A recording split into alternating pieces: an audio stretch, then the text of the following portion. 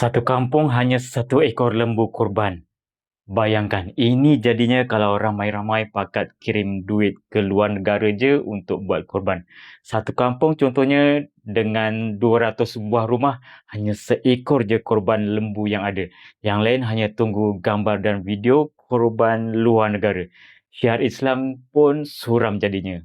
Berapa banyak daging nak bagi kepada tiap 200 buah rumah tu kalau cuma seekor lembu? Mungkin setengah kilo je. Manakala bayangkan kalau satu Malaysia pakat hantar duit buat korban di negara miskin contohnya, tertumpu ke satu kampung dengan 200 buah rumah, ada 400 ekor lembu korban.